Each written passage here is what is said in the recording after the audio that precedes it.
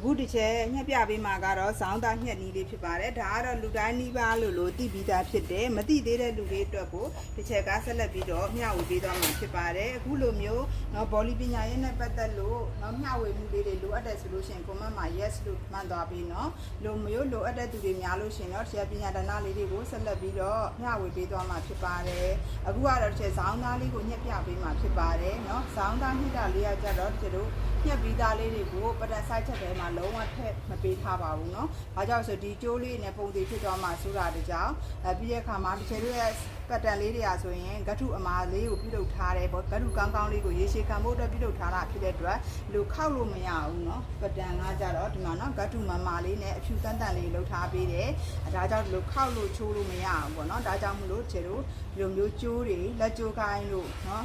ဂျိတ်ဖိုးတို့ဒီဆောင်သားတို့ပေါ့ဒီသုံးမျိုးကတော့တစ်ချက်ဒီကတ်တွေထဲမှာမပါပါဘူးအရေးကြီးတဲ့စနစ်တကျနဲ့ပြုလုပ်ထားတဲ့ပတန်ဆိုင်ချက်လေးတွေပဲထည့်ပေးပါတယ်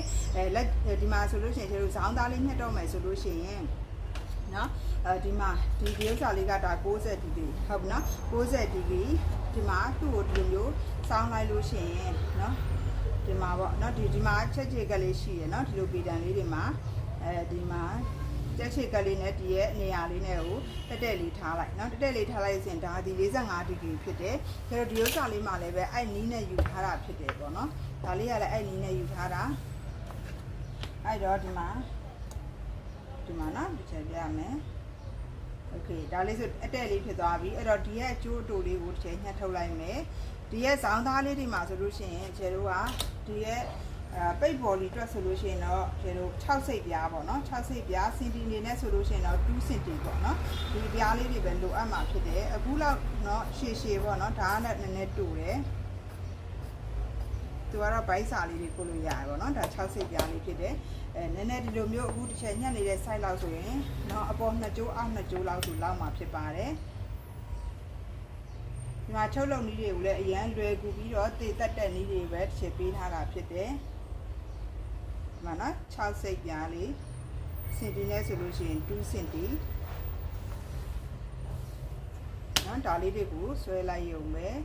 နောက်အခုကဘောလီတစ်ထည်ကိုလှလှလေးချုပ်ဖို့ဆိုလို့ရှိရင်နီးစနစ်ပြားနဲ့ထုတ်လုပ်ထားတဲ့ပတန်ကတ်လေးတွေရလို့ရှိရင်ကျတို့အရန်ကိုလွယ်ကူနေပြီဖြစ်ပါတယ်ဒါကြောင့်မလို့ဆက်နင်းတက်ရုံနဲ့ပတန်ဆိုင်ချက်လေးတွေရလို့ရှိရင်ကျတို့ကမျှဝေနေတဲ့ပညာဒါနလေးတွေကိုလိုက်ကြည့်ရုံနဲ့တင်ကိုဘောလီတစ်ထည်ကိုလွယ်လွယ်ကူကူလေးနဲ့ချုပ်လုပ်လို့ရသွားမှာဖြစ်ပါတယ်ဒါကြောင့်မလို့ပတန်ဆိုင်ချက်လေးတွေလိုအပ်လာပြီဆိုလို့ရှိရင်တော့ Messenger လေးတွေမှာတော့တစ်ဆိုင်နှုန်းကို15000နဲ့မှာယူထားလို့ရပါသေးတယ်လူကြီးပြေးသွားလို့ရှိရင်တော့18000ကျပ်နဲ့ဆက်လက်ပြီးတော့မှာယူထားလို့ရပါတယ်နော်တစ်ဆိုင်လုံးမှာဘာတွေပါမှာလဲဆိုလို့ရှိရင် body အရှိ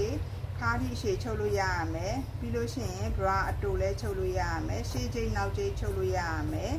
အဲ့မှာမှတစ်ချက်တို့ body အရှိဆိုလို့ရှိရင်နောက်ကျောအခွိုက်ပေါ်အဖျောက်ပေါ်ချုပ်လို့ရအောင်ဒီကိုပတန်တွေကတစ်ဆိုင်ဝယ်တိုင်းမှာအစုံအလင်ပါရှိသွားမှာဖြစ်ပါတယ်ဒါကြောင့်မို့လို့လိုအပ်တဲ့သူတွေကတော့ဒီလို Messenger လေးတွေမှာလာရောက်ပြီးတော့မှာယူထားနိုင်ပါတယ်เนาะဒါတစ်ချက်ဘူးဇောင်းသားလေးကိုဆွဲပြီးတော့ညှက်ပြနေတာဖြစ်ပါတယ်